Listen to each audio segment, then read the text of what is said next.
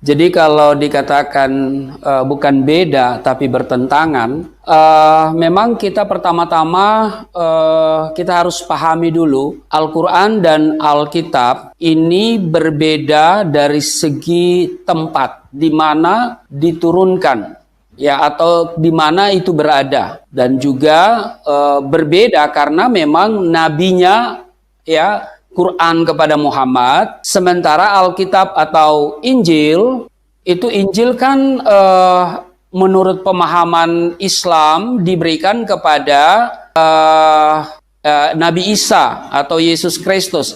Padahal Nabi Isa itu tidak menulis Injil, karena Isa itu adalah Injil itu sendiri. Injil itu adalah Isa itu sendiri, karena Injil adalah kabar baik. Lalu kemudian juga dikatakan bahwa Taurat itu diturunkan kepada Nabi Musa. Nah, bukan hanya beda, bertentangan karena Musa tidak pernah menulis Taurat. Jadi itu pertama-tama. Nah, soal isi, kalau kita telah isinya, ya banyak memang pertentangan, ya, pertentangan, bukan hanya beda lagi, bertentangan. Karena contoh, nah kalau kita lihat surat Al-Baqarah ayat 183 dikatakan, ya ayyuhallazina amanu kutiba alaikumussyiyam kama kutiba alal ladzina min qablikum la'allakum tattaqun. Hai orang-orang yang beriman, diwajibkan atas kamu berpuasa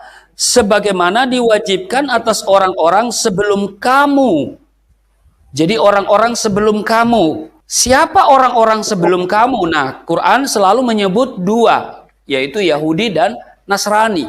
Tentu Yahudi kepada Taurat, ya, dan Nasrani atau Kristen kepada Injil. Nah, setelah kita pelajari ternyata puasa di dalam Taurat memang ada.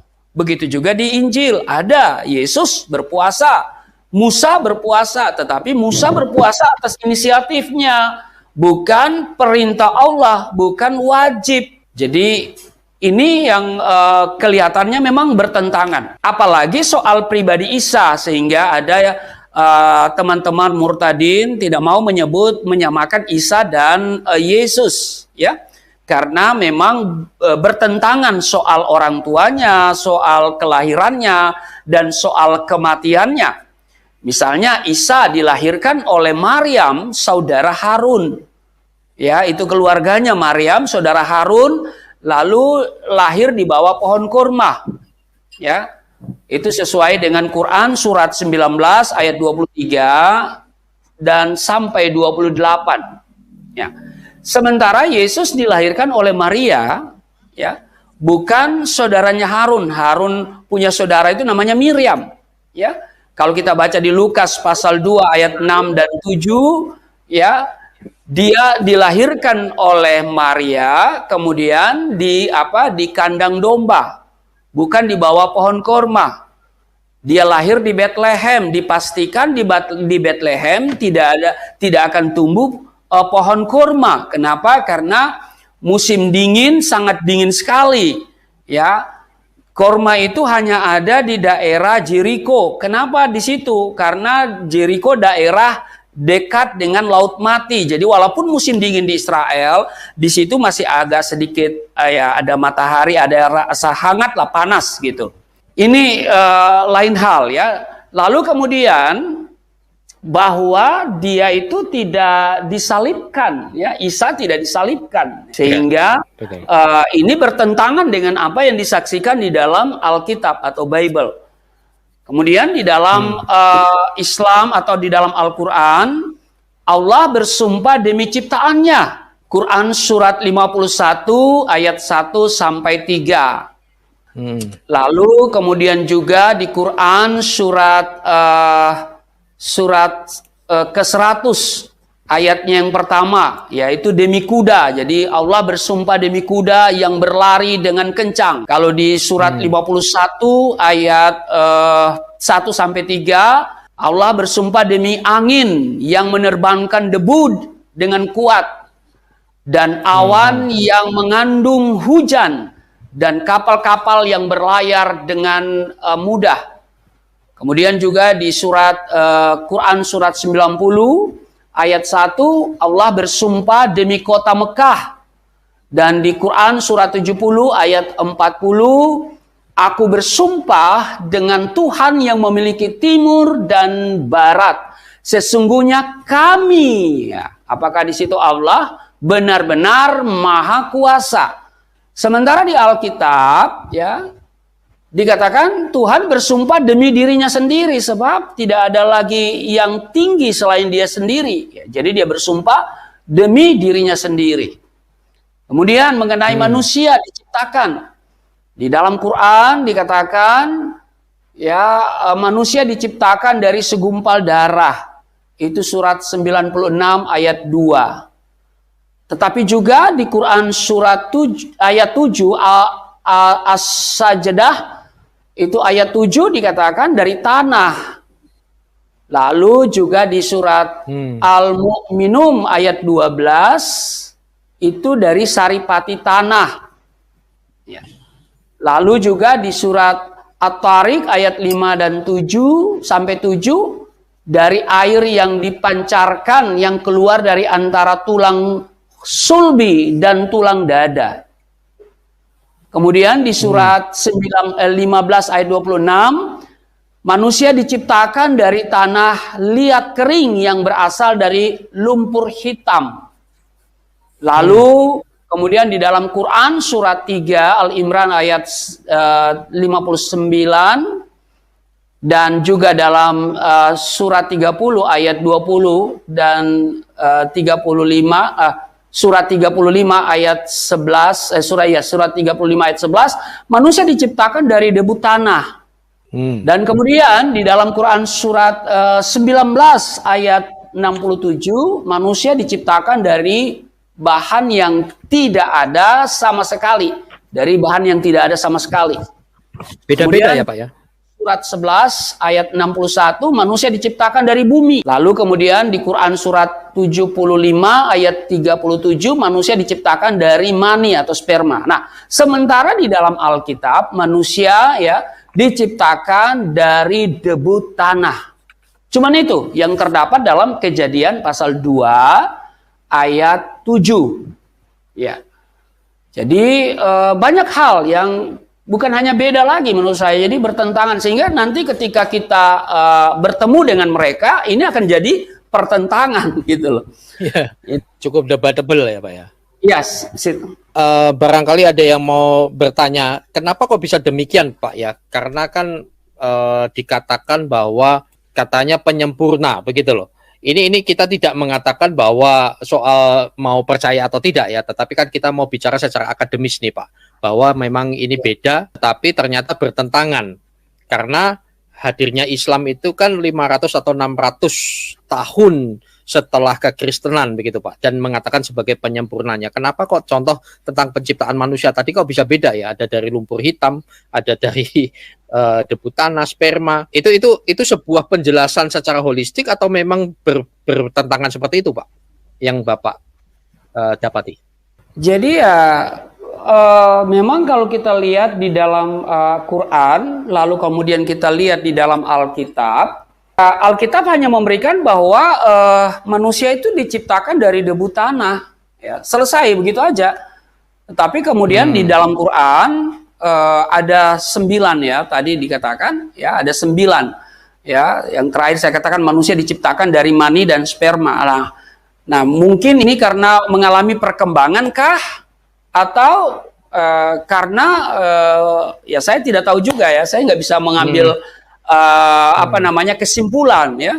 Tetapi yang pasti ketika kita berhadapan dengan mereka dan mereka menggunakan Quran, lalu kita ngotot dengan kita punya Alkitab, ya terjadi perbedaan ya bertentangan dan akhirnya kita kalau logika kita Alkitab, logika mereka ya Quran, ya pasti akan terjadi bentrok, Pak. Gitu. Oke, apakah hal tersebut juga yang membuat Bapak berani mengambil sebuah keputusan lompatan, bahkan keputusan iman yang sangat besar? Saya waktu mengambil keputusan menjadi Kristen, itu saya selalu berdoa dengan cara saya, karena Pertama-tama saya kan berjumpa dengan pribadi Yesus Kristus itu, ya. Walaupun kemudian orang mengatakan, itu bukan Yesus, tapi pengalaman saya dijumpai oleh pribadi itu yang kemudian membuat saya punya hasrat untuk mengenal dia lebih jauh dan kemudian terdorong untuk membaca Alkitab. Walaupun Alkitab ini saya dari dulu diajarkan bahwa Alkitab yang ada hari ini adalah palsu, begitu ya. Karena sudah banyak perubahan-perubahan.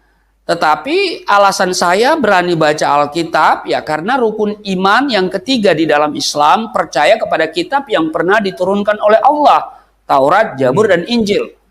Tapi kemudian mungkin opini dibentuk supaya jangan membaca Alkitab, ya Alkitab ini palsu. Tetapi itu saya abaikan karena hasrat atau kerinduan yang begitu kuat untuk mengenal siapa pribadi Yesus Kristus itu. Nah, setelah saya membaca Alkitab dan ternyata memang banyak hal yang bertentangan gitu, ya. Ya, memang ada sedikit persamaan ya. Tetapi lebih dominan adalah pertentangan, ya. Sehingga saya kemudian berdoa kepada Tuhan dengan cara saya, tetapi bukan dengan cara agama saya itu. Saya berdoa berhari-hari, berminggu-minggu, berbulan-bulan loh. Jadi tindakan keputusan saya itu bukan tindakan satu malam, bukan ya. Itu malah 1 tahun. Berhari-hari, berminggu-minggu, berbulan-bulan saya berdoa sampai satu saat saya menemukan membaca Roma pasal 1 ayat 16 dan 17. Inilah yang membuat kemudian saya tidak lagi ragu dengan Alkitab, bahwa Alkitab atau Injil adalah kebenaran dan kekuatan Allah yang menyelamatkan. Pak, tadi saya tertarik dengan Bapak dijumpai Yesus itu dalam, boleh kasih kesaksian? Oh ya, kesaksian mah sudah berkali-kali ya, baik di Pak Yusuf Manobulu juga di Tamparagi. Nah, jadi di tengah kebencian saya terhadap kekristenan, saya mendapat penglihatan, Pak. Saya mendapat penglihatan. Pada saat saya mempersiapkan sholat subuh. Jadi saya dijumpai oleh pribadi yang saya kenal itu Yesus. Kenapa? Kenapa itu saya kenal Yesus? Karena ada salib yang bermahkotakan duri. Mungkin kalau nggak ada kalau nggak ada mahkota duri, ya, kalau nggak ada mahkota duri, mungkin saya berkata yang lain gitu. Tapi cirinya adalah ada mahkota duri, ada salib gitu loh. Ada salib, ya, lalu ada mahkota duri gitu. Jadi ini yang hati saya mengatakan, lah ini Yesus. Nah, karena itu ketika saya dalam masa penglihatan itu, pada saat penglihatan itu, saya tuh nggak begitu suka ada di dekat dia gitu loh. Tetapi kemudian setelah itu Yesus ya. Lalu, ya, karena ya saya kan termasuk orang yang membenci dia karena bahwa yang disalib itu bukan Isa itu, tetapi ya Yehudza gitu, orang yang diserupakan, atau Yudas begitu. Yang Yudas yang diserupakan, ya kan. Nanti setelah saya jadi Kristen baru saya mulai berpikir loh, penyaliban Yesus itu kan bukan tindakan sesaat gitu kan.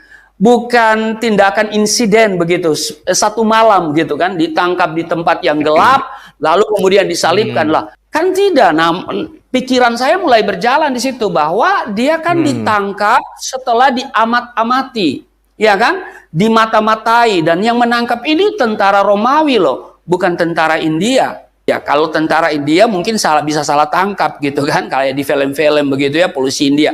Tapi ini tentara Romawi, dan lagian sudah mata-matai, lalu kemudian memastikan bahwa dia adalah Yesus karena ada Yudas yang mencium, ya kan? Dia sudah kasih tanda. Nah, lalu kemudian sesudah ditangkap, kan dia dimasukkan ke sel, ya kan? Di penjara di rumahnya Kayafas, Imam Kayafas. Dan hampir hari ini orang kunjungi tempat itu di bawah tanah. Ya, bukan langsung disalibkan, tetapi di penjara dulu, lalu kemudian diadili oleh Herodes dan Pilatus. Coba, ini kan sangat ketat gitu. Lalu kemudian disalibkan. Jadi Nanti setelah saya itu baru saya mulai berpikir begitu. Tapi waktu itu, jadi saya pastikan dia Yesus itu karena ada salib, ada mahkota duri. Nah, tetapi setelah penglihatan itu berlalu, baru ada kesadaran, wah, iya ya, kenapa saya benci dia? Saya tidak punya alasan yang kuat ya untuk membenci dia. Selama ini kan saya hanya mendapat pengajaran dari orang-orang dari guru-guru saya ya, jadi orang-orang dari luar begitu. Nah, sehingga saya berhasrat untuk mencari tahu dan mempelajari siapa Yesus itu. Dan bagi saya kalau bicara Yesus, tentu yang paling akurat adalah Alkitab, gitu kan? Walaupun ada yang mengatakan di Quran itu ada namanya Isa, tetapi itu yang saya katakan sangat bertentangan soal dia punya keluarga, lalu kelahirannya, lalu kematiannya. Nah, makanya saya harus membaca Alkitab. Tetapi membaca Alkitab itu masih tidak langsung bisa terpenuhi waktu itu, karena membaca Alkitab ini saya harus kumpulkan keberanian. Kenapa? Karena ya kami tidak dianjurkan membaca Alkitab, begitu. Lagian kalau ketahuan oleh orang tua saya baca Alkitab, ini bisa jadi perang ini. Ini namanya innalillahi wa inna ilaihi rajiun, bisa saja gitu kan. Nah, karena itu saya kumpulkan keberanian. Nah, salah satu saya memberanikan membaca Alkitab adalah rukun iman yang ketiga itu ya. Rukun iman yang ketiga, yang pertama percaya kepada Allah, yang kedua percaya kepada malaikat, yang ketiga percaya kepada kitab yang pernah diturunkan oleh Allah, yaitu Taurat, Zabur, dan Injil. Nah, maka saya baca. Waktu saya baca, loh kok bertentangan nih ya. Bertentangan ya, seperti manusia diciptakan. Ini kok bertentangan gitu kan. Lalu kemudian Isa itu sendiri atau Yesus itu sendiri bertentangan kan. Bahwa dia dilahirkan oleh Maria, bahwa dia lahir di Bethlehem ya. Lalu kemudian dia disalibkan, dan disalibkan itu ada saksi mata ya. Bahkan ibunya sendiri ya, lah banyak hal ya, sehingga saya makin membaca kok makin tertarik gitu, baca terus, tetapi tidak langsung menjadi Kristen, tetapi karena untuk meninggalkan iman Islam itu banyak hal yang dipikirkan, menjadi seorang murtadin itu banyak hal yang dipikirkan ya zaman itu. Tapi kalau zaman kini saya bisa berkata hari gini belum murtad, capek deh gitu kan. Nah, iya kan. Nah, Pak Rusli, saya mau tanya Pak, bagaimana pandangan Bapak terhadap Kristen sebelum dan setelah terima Yesus Pak? Dan terutama gini, jadi ada tiga fase Pak. Sebelum terima Yesus, lalu tatkala ada di transisi antara percaya tidak, murtad dan tidak dari sono, lalu akhirnya mengambil keputusan dan sekarang malah jadi hamba Tuhan. Oke. Sebelum saya jadi Kristen, bagi saya kekristenan itu bukan hal yang menarik. Bagi saya kekristenan adalah orang yang tidak pernah komitmen dengan Tuhannya. Kenapa? Karena saya berada dalam agama yang begitu ketat menjalankan aturan-aturan agama itu dengan konsekuen gitu ya. Jadi seperti sholat, kami kan sholat 5 waktu, ya kan? Sementara gereja atau orang Kristen kalau ditanya berapa kali Anda beribadah, ya bingung dia. Nah itu kan. Jadi bagi saya kekristenan itu adalah orang yang tidak pernah komitmen dengan Tuhan. Sehingga kalau hari ini saya boleh berkata, karena nanti sekarang ini lagu itu baru diciptakan, kalau dulu kan belum ada lagu itu. Ya hanya bagus di lagu, ya kan? Tetapi tidak, orang Kristen hanya bagus di lagu, tapi dalam kehidupan praktis jauh dari lagu. Karena lagunya begini, suka-sukamu Tuhan, suka-sukamu Tuhan, gitu kan. Tapi sebetulnya hidupnya itu suka-suka dia, gitu loh. Beda sama saya dulu, sebelum saya jadi Kristen, saya Islam, hidup saya bukan suka-suka saya, suka-suka Tuhan. Kenapa? Karena 5 waktu sholat ini harus dilakukan tepat waktu. Ya, nggak boleh suka-suka saya, nggak bisa. Walaupun saya tidur misalnya jam 3 pagi, Tetapi ketika mulai terdengar panggilan beribadah dari menara masjid, as-salatu khairum minan naum, ya kan? Lebih baik sholat daripada tidur. Saya harus bangun. Saya harus bangun gitu. Walaupun nanti sesudah sholat baru tidur lagi.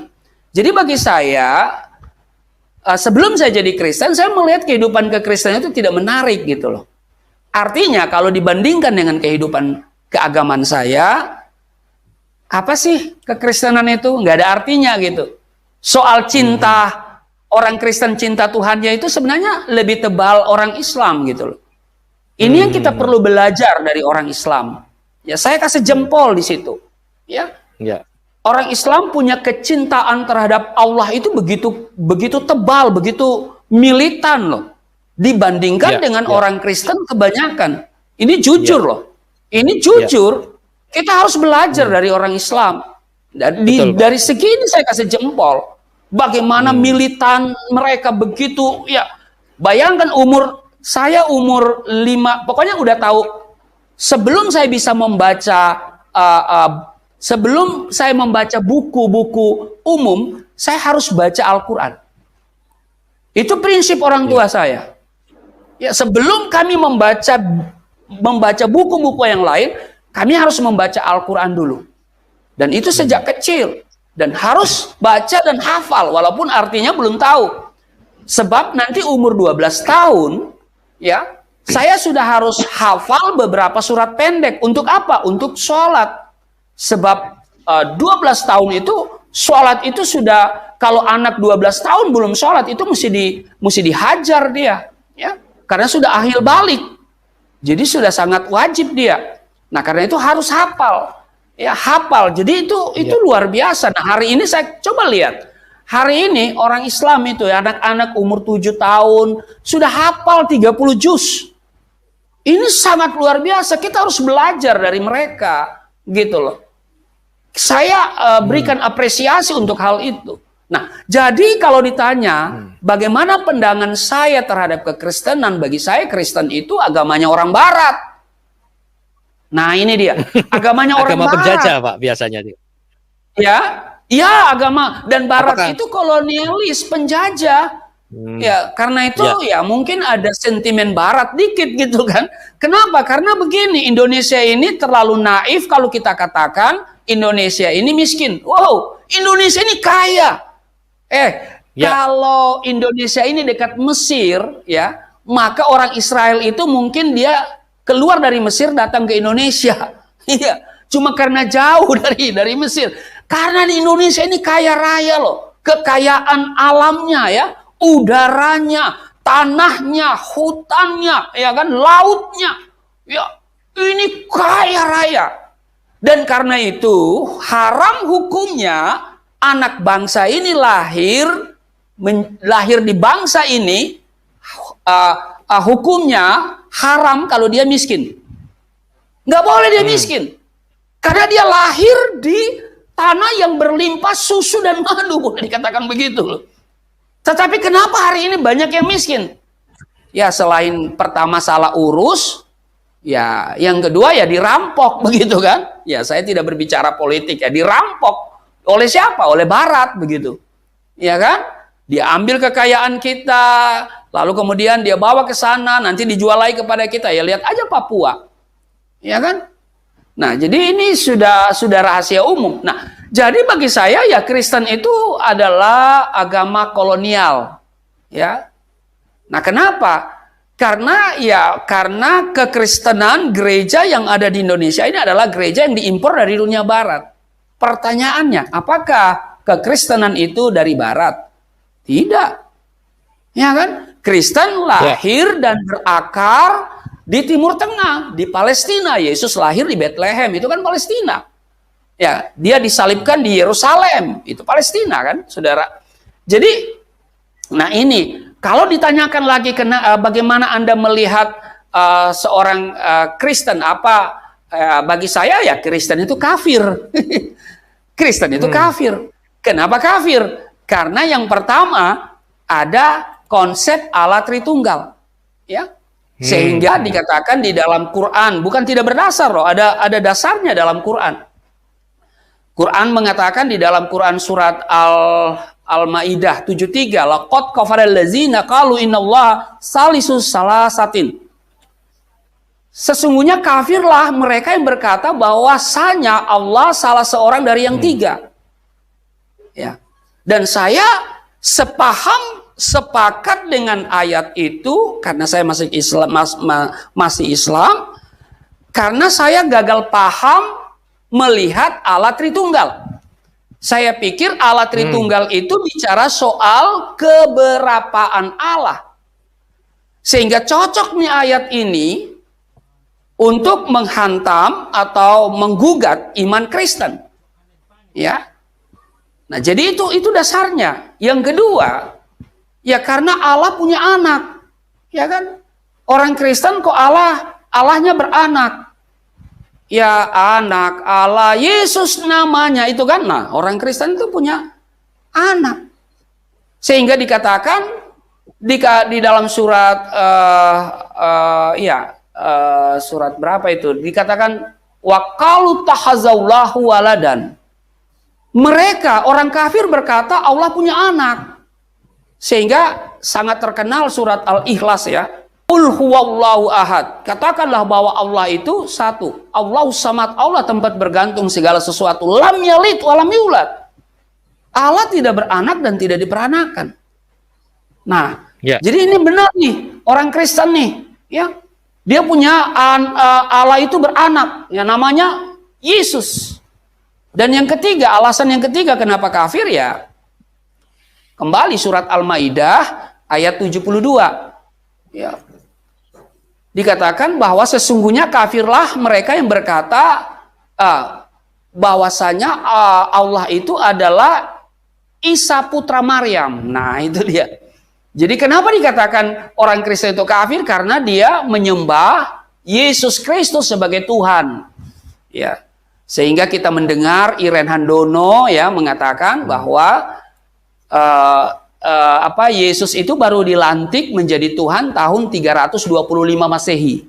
Sebelumnya dia bukan Tuhan. Nah ini, jadi sebelum saya jadi Kristen, saya melihat orang Kristen itu kafir. Dan karena itu saya tidak suka bergaul dengan orang Kristen. Ya kenal boleh, tapi bergaul nggak bisa. Saya membatasi saya membatasi diri. Kenapa? Karena saya pegang prinsip yang belakangan saya tahu itu prinsip Alkitabiah, pergaulan yang buruk merusak kebiasaan yang baik. Nah, bagi saya Kristen itu buruk. Karena apa? Karena Allahnya tiga. Karena Allahnya beranak, ya. Karena dia menyembah manusia Yesus. Nah, kami melihat Yesus itu atau Isa itu hanya sebatas nabi dan rasul yang tidak lebih hebat daripada Adam. Adam itu tidak punya ayah, tidak punya ibu. Ya, sementara Isa itu hanya tidak punya ayah tapi punya ibu. Sekarang yang kedua, apa tadi? Bagaimana saya melihat kekristenan di saat masa transisi? Ya, dalam kebingungan ya. Dalam kebingungan Bapak ini kan. Jadi, sebelum transisi lalu setelah. Ya. Jadi masa transisi, waktu masa transisi ini karena saya sudah membaca Alkitab, lalu kemudian saya memberikan semacam perbandingan. Nah, waktu saya membaca kitab Alkitab dan Al-Quran, ya karena memang bertentangan, ya kan? Ya, tetapi ada sedikit titik temu gitu kan? Nah, tetapi karena saya awam ya, masih awam, jadi saya pikir ya ada semacam titik temu ya. Tetapi setelah saya membaca dua kitab suci ini berada dalam kebimbangan ya. Nah, maka itu saya berhenti untuk melakukan kegiatan ritual ya. Saya mau berdoa dengan cara saya sendiri ya. Saya minta sama Tuhan, saya tidak lagi mau beragama gitu. Karena agama kok membingungkan gitu kan. Lalu saya sudah membaca dua kitab suci. Kok ini dikatakan begini, kok di sini lain nih, ya. Maka saya bilang begini, Tuhan, Engkau yang mempunyai hak cipta. kitab suci, ya. Kalau Alkitab ini salah, lupakan saya kepada yang lain, ya, pikiran-pikiran yang lain, ya. Ajaran-ajaran yang dulu saya terima yang mengatakan Alkitab ini tidak benar, ya. Alkitab ini palsu, ya. Maka lupakan saya kepada hal-hal yang lain, ya. Kalau Alkitab ini salah, lupakan saya untuk selama-lamanya kepada Alkitab. Ya, saya berdoa begitu. Karena kemana lagi saya mau bertanya? Pasti kalau saya bertanya di Ustadz, pasti dia akan menjelaskan dalam perspektif dia, dalam logika pikir dia. Atau kalau saya tanya kepada pendeta, pasti pendeta akan memberikan jawaban, ya, tentu dalam logika pikir dia, logika pikir Kristen. Wah, saya tanya aja deh sama Tuhan. Nah, sampai kemudian satu waktu kembali saya dijumpai oleh pribadi Yesus itu, ya. Kalau saya tidak bertemu dengan sosok yang luar biasa itu, mungkin saya tidak jadi Kristen sampai hari ini. Kenapa? Karena setelah saya bertemu dengan pribadi itu, lalu saya baca Alkitab di Roma pasal 1 ayat 16 dan 17, saya ambil keputusan. Nah, waktu saya ambil keputusan, ada semangat yang begitu menggebu-gebu memberitakan tentang Yesus Kristus. Dan pokok yang saya beritakan adalah Yesus Tuhan dan Juru Selamat. Di luar Yesus tidak ada jaminan keselamatan. Nah, makanya saya kemudian dilaporkan sebagai seorang penista agama seperti yang dialami oleh Saifuddin Ibrahim, ya, kemudian juga Muhammad Kacé, ya, dan lagi santer hari ini si Paul Zhang, ya. Nah, saya dilaporkan, saya diproses secara hukum, ya, kemudian saya dituntut 4 tahun pidana penjara. Ancaman maksimal dari 156A KUHP itu 5 tahun. Itu tahun 92, Pak, terjadi, ya. Bagaimana perasaan Bapak waktu itu, Pak? Waduh. Bapak bersaksi malah dianggap penistaan. Ya, waktu itu ya tentu saya tidak bisa berbuat apa-apa, ya. Saya tidak bisa berbuat apa-apa karena siapa saya? Karena saya sudah dijerat dengan pasal itu, ya sudah ikuti saja. Walaupun saya ceritakan di live sama Tamparagi berapa hari lalu bahwa Kapolres waktu itu mau melepaskan saya karena dia melihat bahwa sebenarnya nggak ada masalah gitu. Nah, tetapi karena udah banyak muatan di sana, ya sudahlah. Ya, saya diproses secara hukum, lalu kemudian sebelum putusan, saya dipersilakan membaca pidato pembelaan, ya, pleidoy. Di sini saya mengangkat beberapa bukti yang dilakukan oleh saudara-saudara kita Islam, ya, baik itu selebaran, baik itu buku-buku yang diperjualbelikan dan diedarkan secara luas yang mencaci maki kekristenan, yang menodai agama Kristen, ya, Alkitab, Yesus Kristus dan seterusnya, ya. Saya beberkan di pidato pembelaan, tetapi apa yang terjadi? Saya dituntut 4 tahun, putusannya 4 tahun dan 6 bulan. Jadi 6 bulan lebih berat, Pak. Malah lebih berat ketika saya menyampaikan, loh, ini juga yang dilakukan loh oleh saudara-saudara kita Muslim gitu. Malah saya diberatkan 6 bulan dari tuntutan jaksa, ya.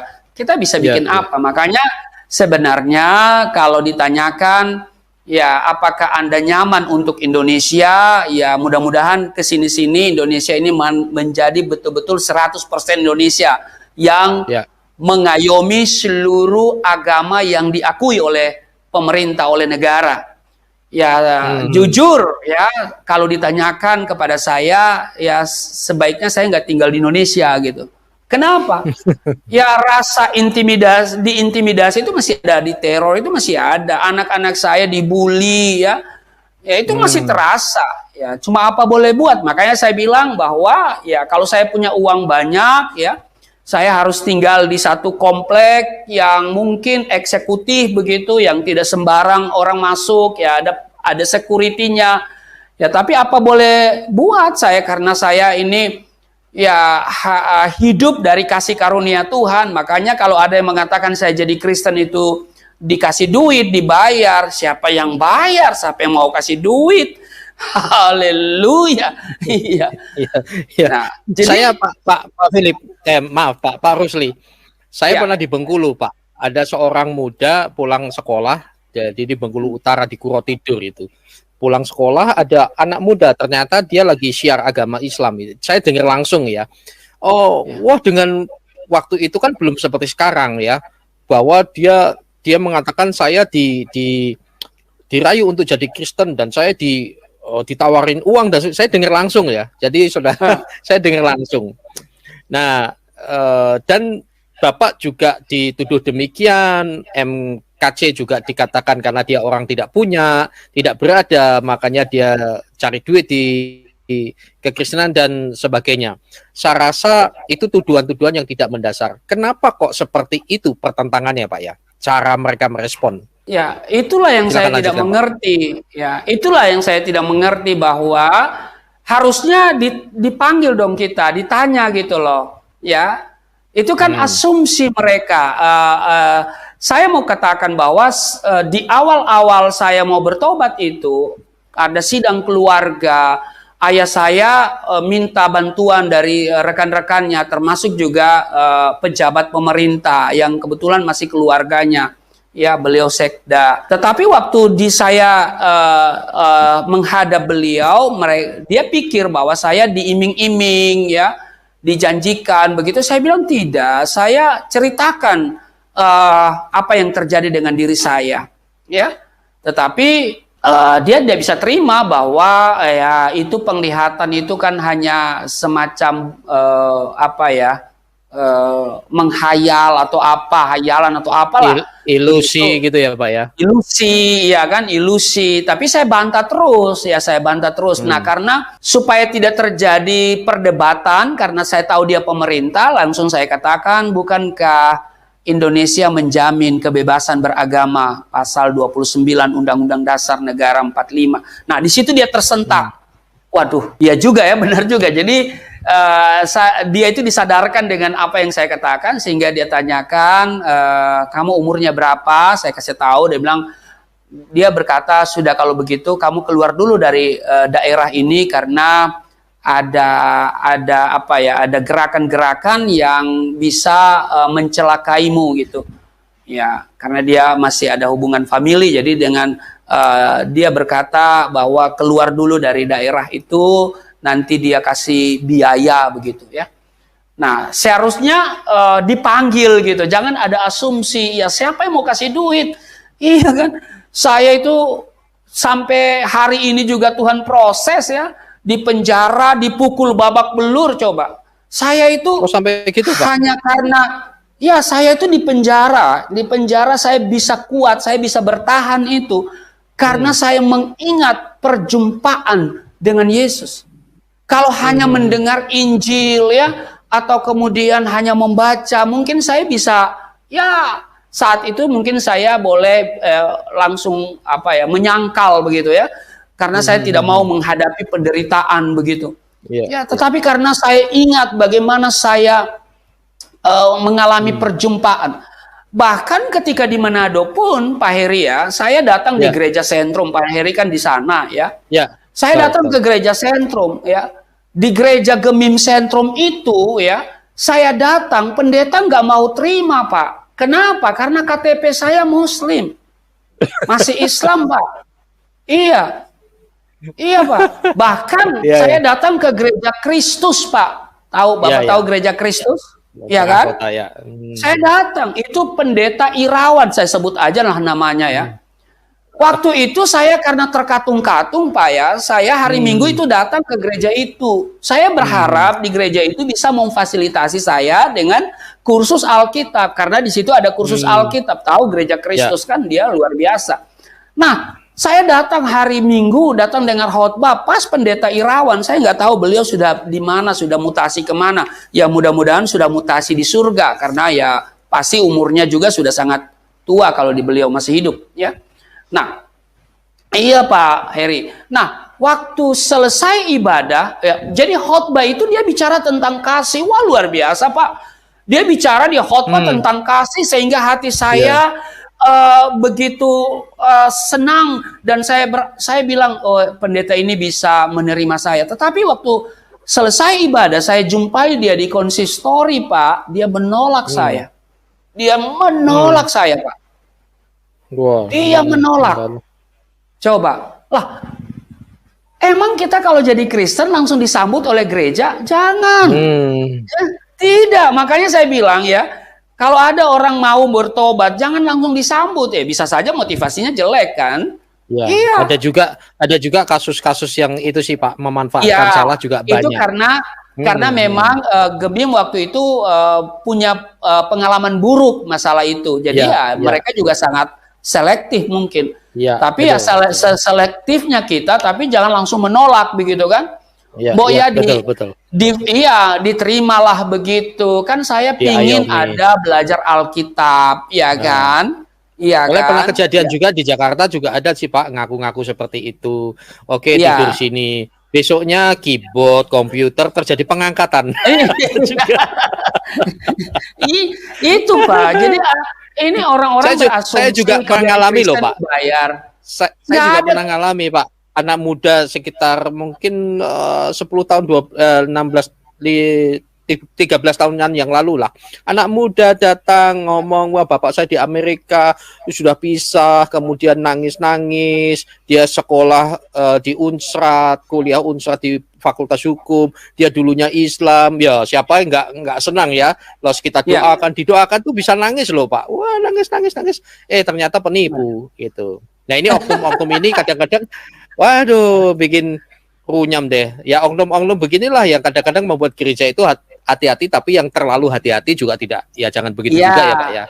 Oke, silakan lanjut Pak. Karena waktu itu saya datang ke gereja itu menemui pendeta itu mau pingin belajar Alkitab. Nah sekarang Bapak nih, kalau ada orang mau belajar di Alkitab di Bapak, masa Bapak langsung menolak gitu kan? Ya kita boleh curiga, tapi artinya kita kasihlah pelajaran yang dia minta. Apakah dia mau terima Yesus atau tidak, itu urusan Tuhan kan? Gitu. Nah, saya itu Pak, pulang keluar dari gereja itu, saya kehilangan keseimbangan Pak. Benar, saya kehilangan keseimbangan. Kenapa? Karena saya keluarga udah tolak. Datang di gereja juga seperti antara ya terima dan tidak terima itu loh. Apalagi ditolak oleh pendeta Irawan ini Pak. Aduh, saya terjadi apa ya, kehilangan keseimbangan. Saya hampir ditabrak itu Pak, angkot ya.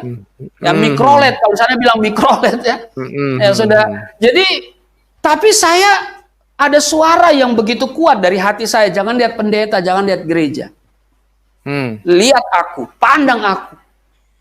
Itu yang menguatkan saya. Jadi saya bilang, kalau saya nggak ketemu Yesus, mungkin sudah lama saya berbalik. Kenapa? Karena waktu saya diproses secara hukum, itu ada tawaran. Tawarannya bukan duit, tetapi kalau saya tawarannya begini, kalau saya mau menyatakan diri kembali kepada kekasih yang lama, maka ditutup. Ya kan? Berarti ditutup. Karena memang untuk penerapan pasal 156A itu seharusnya bukan langsung langsung di sidang begitu, tapi ada peringatan keras ya begitu. Jadi kan saya bisa menyatakan bahwa saya balik lagi deh, kembali kepada kekasih yang lama gitu kan. Ya, itu sudah ada tawaran seperti itu bahwa ditutup masalahnya. Tapi saya tetap enggak. Saya tetap mengikuti aja, dan berakhir 4 tahun 6 bulan, ya saya tetap puji Tuhan, ya. Saya jalani naik banding, putusan Pengadilan Tinggi Palu itu menguatkan putusan Pengadilan Negeri Poso. Saya nyatakan kasasi. Kasasi juga menolak permohonan kasasi. Jadi saya harus jalani 4 tahun dan 6 bulan.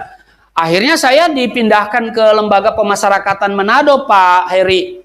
Jadi dari rutan Poso. Kenapa? Karena masyarakat kurang namanya juga awam di bidang hukum, mereka kurang paham hukum.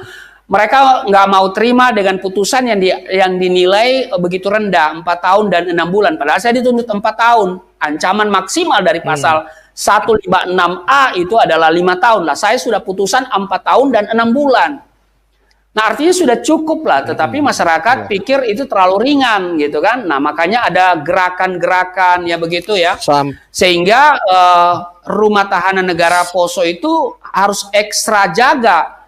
Akhirnya saya Muspida menyarankan saya itu pindah. Lalu saya dipindahkan ke lembaga pemasyarakatan di Tuminting di Manado, Pak.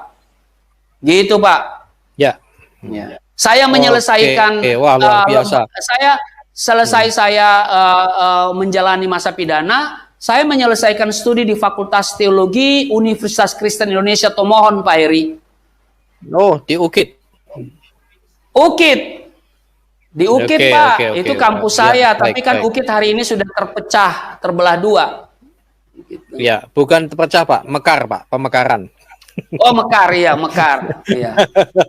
Nah, kemudian Pak, Baik, saya selesai studi, saya vikaris, ya. Jadi saya vikaris, Pak.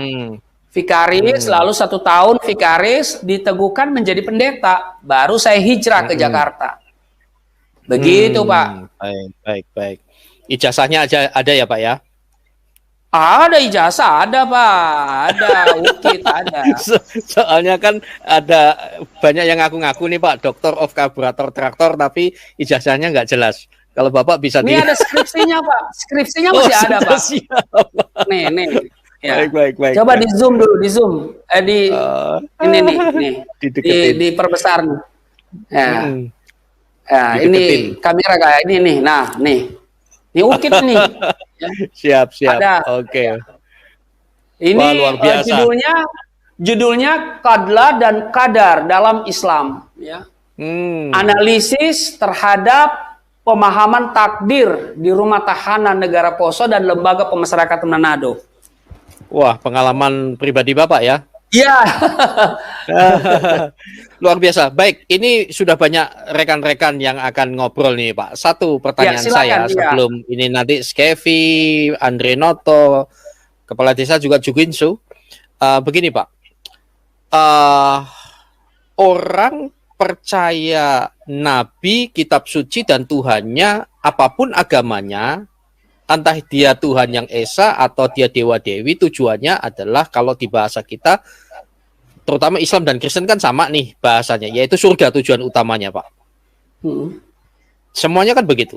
Sampai contoh yang di Muslim itu orang-orang yang bom bunuh diri, jihad apa itu kan banyak juga terpesona dengan tawaran-tawaran surga, dapat 72 bidadari, bahkan Ustadz Zulkarnain mengatakan kalau dia mati syahid itu 2 juta sekian bidadarinya, orang termiskin saja mendapatkan 4.000 bidadari. Wah, saya nggak bisa bayangkan itu.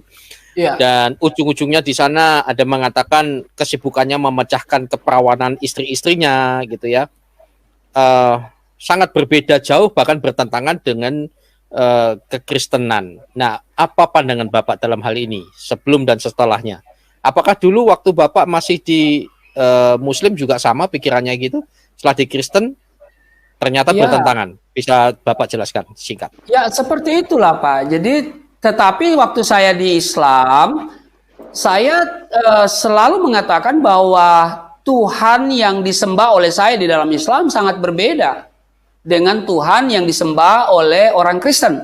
Ya, sehingga saya tetap karena kita ada dalam satu negara, ya kita tetap saling menghormati. Ya lakum dinukum waliyadim, bagimu agamamu dan bagiku agamaku. Ya, sebenarnya itu adalah ajaran yang sangat luar biasa untuk menjaga keberagaman ya. Jadi Al-Quran sudah memberikan garis ya lakum dinukum waliyadim, bagimu agamamu dan bagiku agamaku. Artinya ya kau jalankan agamamu dan aku jalankan agamaku. Artinya jangan saling mengganggu. Nah, akan salah kalau akan saling mengganggu. Makanya saya juga sebenarnya tidak sepaham kalau ada orang memberitakan Injil tapi dengan cara melukai, itu kita nggak boleh. Karena saya sudah alamin, saya pernah di penjara, ya keluar penjara saya mulai diberikan hikmat gitu. Mungkin dulu saya kurang pinter untuk memanage kata kalimat yang keluar dari mulut, ya kan? Sehingga saya dijerat dengan pasal itu, ya, pasal 156A KUHP, ya. Tetapi setelah kita keluar dari penjara, ya kita harusnya lebih berhikmat, gitu kan? Lebih berhikmat.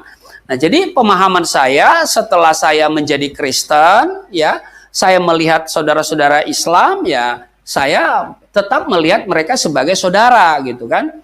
Walaupun mungkin mereka menganggap, ya, kita tidak seiman, ya berarti tidak bersaudara, karena tali persaudaraan di dalam Islam itu hanya untuk sesama Islam, ya. Karena di dalam kekristenan, ya Tuhan mengajarkan, Tuhan kita mengajarkan bahwa kita harus mengasihi musuh, ya kan? Musuh aja kita kasihi, kita doakan, ya. Doa untuk musuh, ya. Kalau hanya Yesus katakan berdoalah untuk musuhmu, ya sangat gampang. Mungkin doa kita doa kutuk, tetapi Yesus menekankan kasihilah musuhmu. Berdoalah. Nah, doa yang lahir dari kasih pasti berkat. Ya. Doa yang lahir dari kasih pasti tulus. Ya kan? Maka kita berdoa walaupun orang mungkin karena dia ingin masuk surga lalu kemudian bom gereja, karena memang gereja selalu mengantar orang ke surga. Ya kan? Dia bom gereja, ya kita doakan, dan kita doa tulus karena dilandasi oleh kasih. Ya, jadi setelah saya jadi Kristen, ya saya melihat saudara-saudara saya kan masih banyak saudara-saudara saya keluarga Meno Arfa yang Muslim, dan kemarin ada pesta perkawinan dari salah satu ya termasuk cucu saya karena ponakan saya punya anak. Ya kita kumpul keluarga Meno Arfa, saya dicari, ya mereka cari saya, bukan saya yang cari mereka, mereka telepon, saya datang. Ya kita tetap bersaudara, dan mereka bilang, ya karena walaupun Anda sudah punya iman yang lain, tetapi kita tetap saudara, ya karena memang keluarga gitu kan. Nah, kalau mereka mampu memandang seperti itu, bagaimana saya yang diajarkan oleh Tuhan saya, kasihlah musuhmu, berdoalah bagi mereka, ya. Jadi kita berharap, ya, kita juga dalam memberitakan Injil, kita juga harus, ya, mengedepankan kasih, ya. Kita menghargai, menghormati, dan menyelamatkan. Saya kira begitu, Pak.